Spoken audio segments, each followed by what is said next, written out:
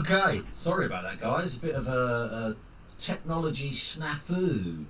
The end of that last video apparently got cut off. So this is part two. I'm not sure where I got to, but hopefully I'm picking it up roughly where I left off. I think I'd covered 8th place, which was Hatch United manager Neil Hatch, and I was running through the Manager of the Month winners. August was Mark Benwell, September was Ian Sands, Darren Revell was October, Steve Holmes was November, Chris Hoxby was December, Sarah Simons was January, Alexi Lagos was February, Nikki Saunders was March, James Appley was June. £15 goes to all of those Manager of the Month winners. And the final Manager of the Month winner was the Manager of the Month for July. In third place, 293 points, Steve Holmes, manager of Arden Diamonds. In second place, 295 points, that was Ostrich Bar Stewards manager Steve Maloney. And the Manager of the Month for July winner was Thames Ironworks FC manager Darren Revell, 369 points. There's Darren celebrating there with his sisters and yours truly. They are the Manager of the Month winners. Some of those managers have used their £15 entry fee to pay for their £15 winnings to pay for next season's entry fee. For those of you that haven't, £15 will be coming your way. So, 7th place, one weekly win. They were as high as 4th. They were as low as 10th. Joint third highest goal scorer with 99 goals. A highest weekly total of 82 points. 1,683 points was how they finished. Greece Lightning's Alexi Lagos. There he is, right way back when, and even way back then, Megan Hoxby has got a beady eye on him. But well done, Alexi. I think 7th was where you finished last season. I know you're a former FFFL champion, but you've been steadily getting worse every season. Maybe you found your level, buddy. 6th place, the joint third highest weekly wins with 3. They were as high as 4th. They were as low as 20th. 90 goals. A highest weekly total of 106 points. They finished the season on 1,689 points. Sarah Simons, Poppy's Players Manager, a really good effort in her debut season, and Sarah is delighted. Well done, Sarah. 5th place, joint third highest weekly winner with 3 weekly wins. They were as high as 3rd. They were as low as 11th. 87 goals. A highest weekly total of 85 points. 1,696 points was where they finished. This is their highest ever finish in the Family Fantasy Football League. Legends 23 manager Nikki Saunders, and she's delighted with her best ever finish. Well done, Nikki. So that leaves us with 4 managers. Arden Diamonds manager Steve Holmes, Jimmy S's manager James Appley, Ted and Sam Junior's manager Ian Sands, and Thames Ironworks FC manager Darren Revell. They are the top 4. In what order, we don't yet know, unless this part of the video was included in the live stream, and then you do know. But for those of you that are watching this after, you definitely don't know. They are the top 4. In what order, we don't know yet. But before I reveal the top 4, we have the small matter of the 2020 Family Fantasy Football League Cup. The final was contested between yours truly, Chairman's Choice, bidding to become the first manager ever to win 4 Family Fantasy Football League Cups.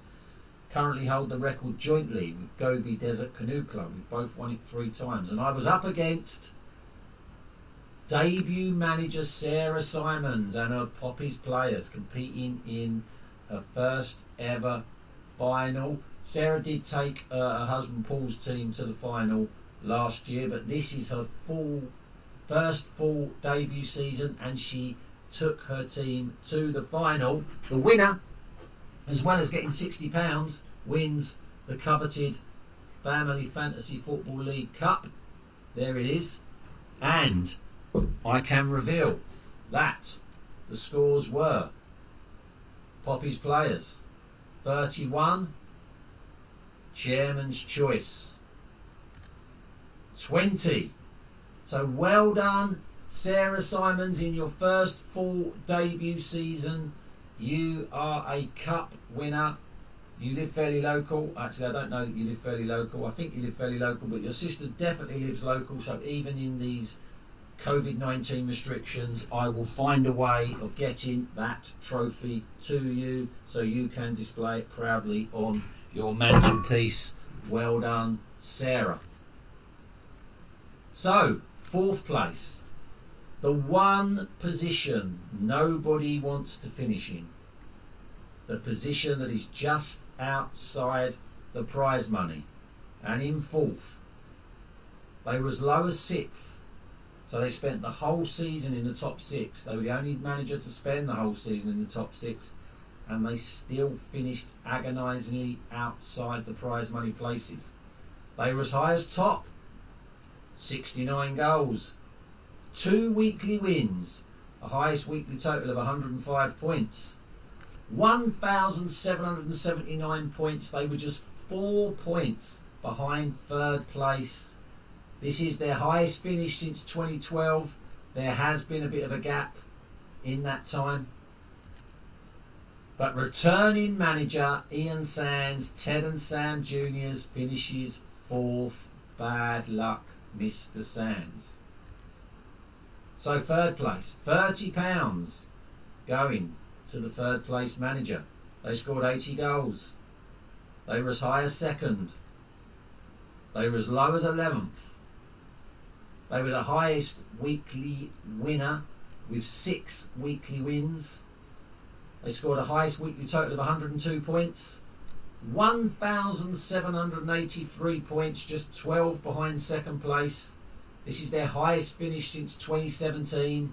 It's James Appley's Jimmy S's under 11, and James, a former FFFL champion, has decided to leave the Family Fantasy Football League. But that doesn't mean we have one less former champion next season, because a former champion is returning next season.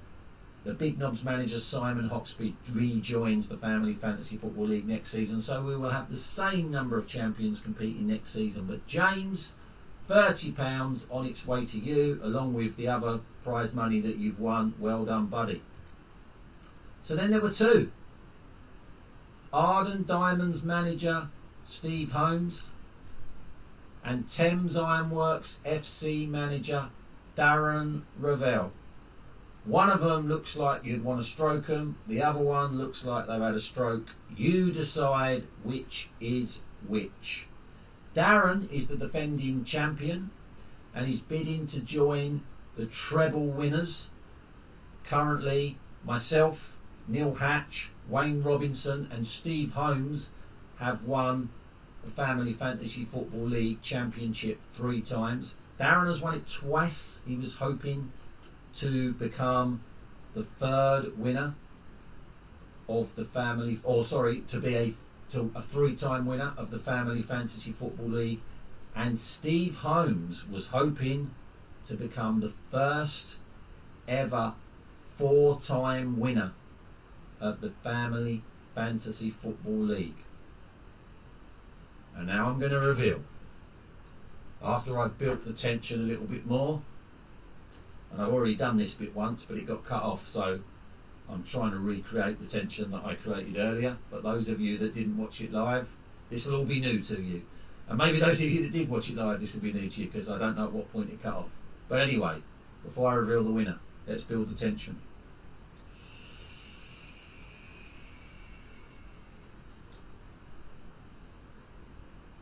Twice better. So, who has won the 2020 Family Fantasy Football League? Well, I can tell you that Steve Holmes got 2 weekly wins. Darren Ravel got 5. Steve Holmes was as low as 15th. Darren Ravel was as low as 9th. Steve Holmes spent a big portion of the season on the top of the table. Darren Ravel spent a fair bit of the season on the top of the table as well. Steve Holmes scored 88 goals. Darren Ravel scored 71 goals. Steve Holmes was the third highest weekly total scorer with 119. Darren Ravel registered the highest weekly total of the season with 149 points. But who got the most points? Well, Steve Holmes scored 1,855. Darren Ravel scored 1,795. So Darren Ravel is this year's runner-up. £50 to you, Darren. Steve Holmes becomes the first ever 4 times Family Fantasy Football League champion. He's been the #1 rated manager for as long as I can remember, since about 2003. Steve Holmes, congratulations, £100 on its way to you, buddy. And Darren Ravel's got the trophy.